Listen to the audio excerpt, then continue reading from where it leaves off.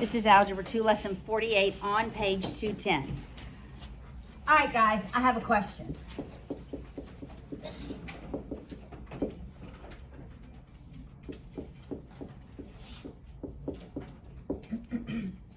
Do you see a difference between those two equations?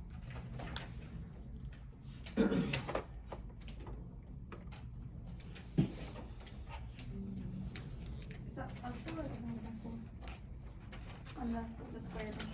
Okay, in parentheses, x plus 4 squared equals 5. This is the square root of x plus 4 equals 5. You see a difference? We've already learned this one. This is what we're learning today. So I want us to see the difference. And let's draw some similarities and then some distinctions. The first thing I'd like to say is, can anything squared equal a negative number? No, it cannot. So anytime we have a term squared, it must always equal a positive number until Wednesday. Then we're going to say, well, in fact, actually it can. But if I'm talking about real numbers, it cannot.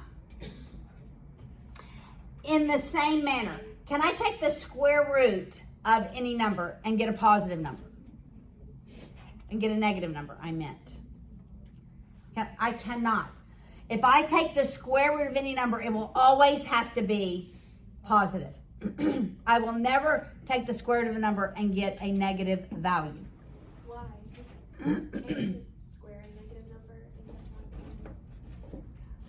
I will always, when I square a negative number, I will always get a positive number. That is correct. So if you have the square root of 4, positive 2 or negative 2. The square root of 4 No. is only 2. So what are we doing? But here, when it's under the radical, here, because it's squared underneath, this is raised to the first power. I can, well, I say this on Wednesday, I'm going to tell you different. But when we have equations, like the square root of negative 4, I'm going to tell you what it is. It's not a possibility. However,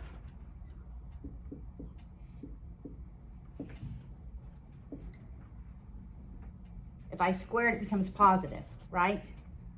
Then I can take the square root of a positive. Like, that's how we work these. We take the square root. All right? So, both, once you isolate your squared term and your radical term, they must be set to equal to positive numbers, okay? For this type of equation, we took the square root, right? And then we were left with x plus 4 equals plus minus square root of 5. Why is it plus minus? Because it's squared under the term. So when we square it, it becomes a positive number. Notice the positive and negative is not under the radical, right? It's not under the radical. This is different from this. You see, Therese? This is different from this.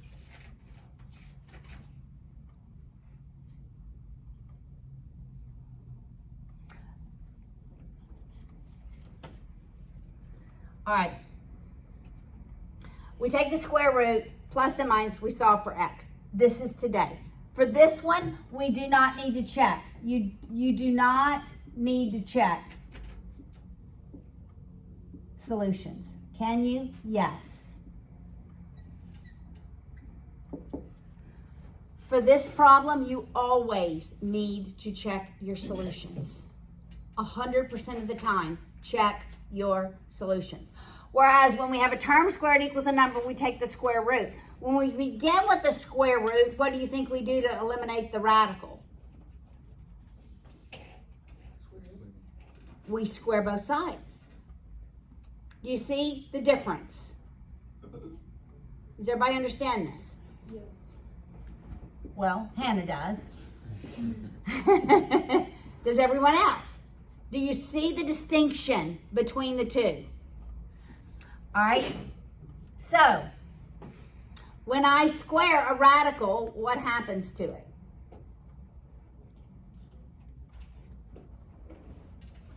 It's the same thing here, right? It's just what's underneath. So it's x plus 4 equals 25.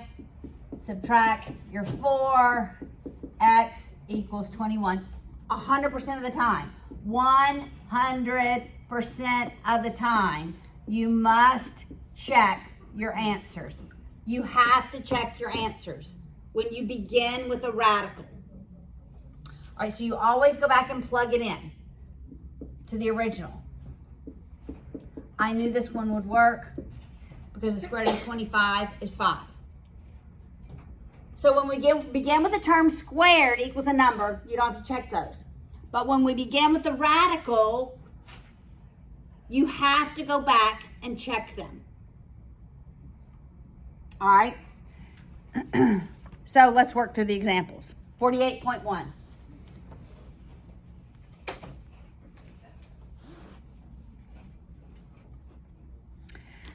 I have the square root of x minus 4 minus 2 equals 6. The very first step you want to do is to isolate your radical. Move every other term to the other side.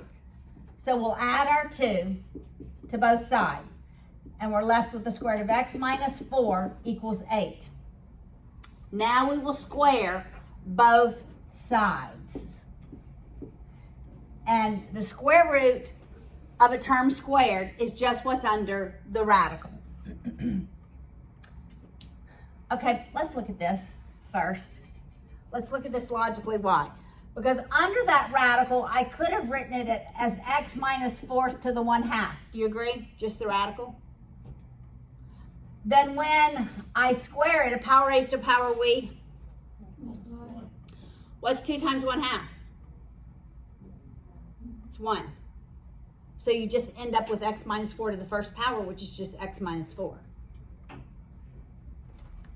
All right, so here we just, on the left-hand side, are left with x minus 4. What's 8 squared? 64. We add the 4 on both sides. The value of x is 68. And we must check it. So we plug x back in. The value of x to the original equation. Square root of 64 is 8 minus 2, 6. It works. 100% of the time, check it. All right, look at 48.2.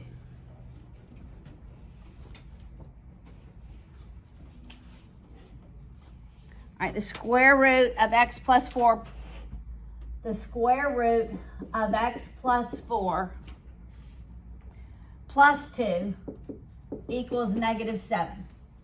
Subtract your 2 on both sides. You're left with the square root of x plus 4 equals negative 9. I already see a problem. I do not anticipate this to work. But we're going to walk through it to prove that it will not work. There's going to be no solutions. When I square both sides, what am I left with on the left-hand side? Left-hand side. X plus 4. What am I left on the right-hand side? 81. Subtract the 4. The value of x is what? 77. Plugging it back in. 77 plus 4 plus 2 equals negative 7. 77 plus 4 is square root of 81. Does 9 plus 2 equal negative 7? It doesn't. So 100% of the time, when you have a radical equals a negative number, it will be no solutions. Because you cannot take the square root of any term and it give you a negative number. for this purposes, for these types of equations. All right, let's look at 48.3.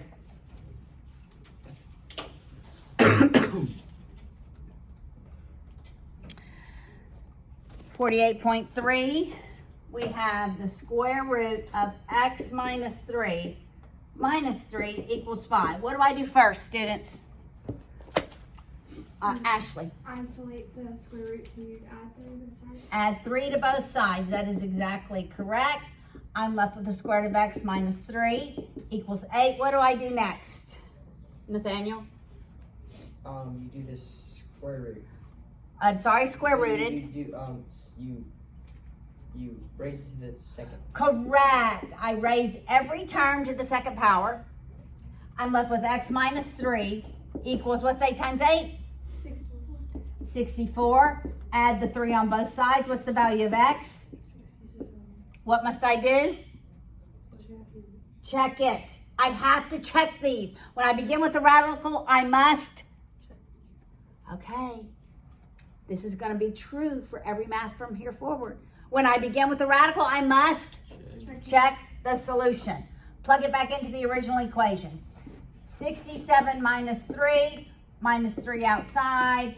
This is 8 minus 3 is 5. And it works. All right, you have to check these problems. All right, look at 48.4.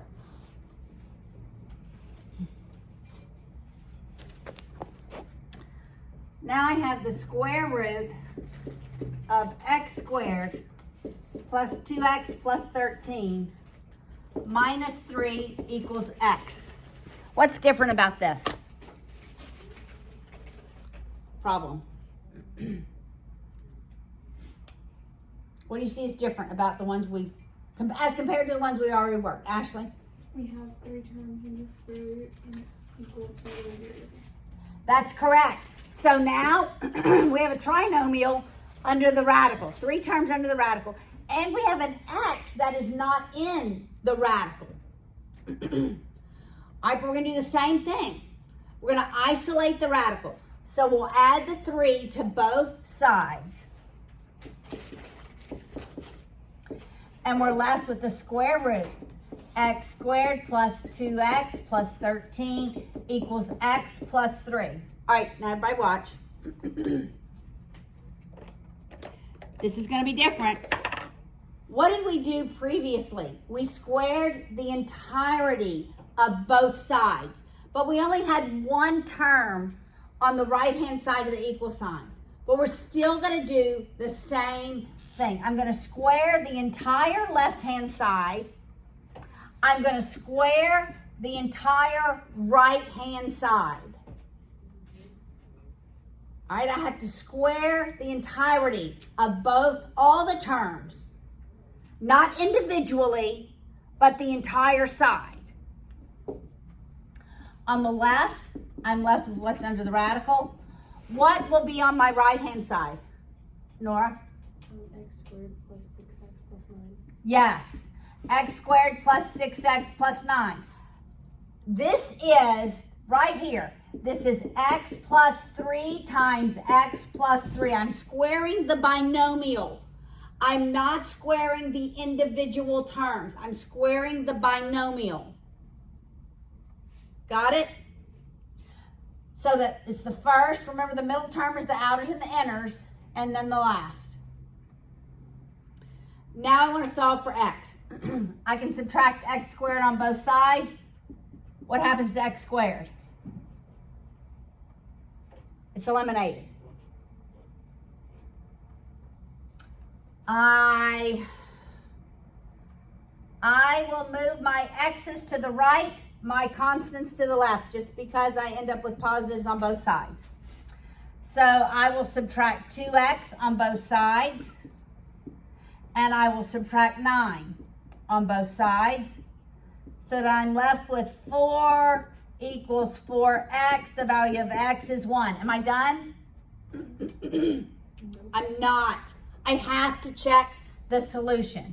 Does x equal 1? Is it a valid answer?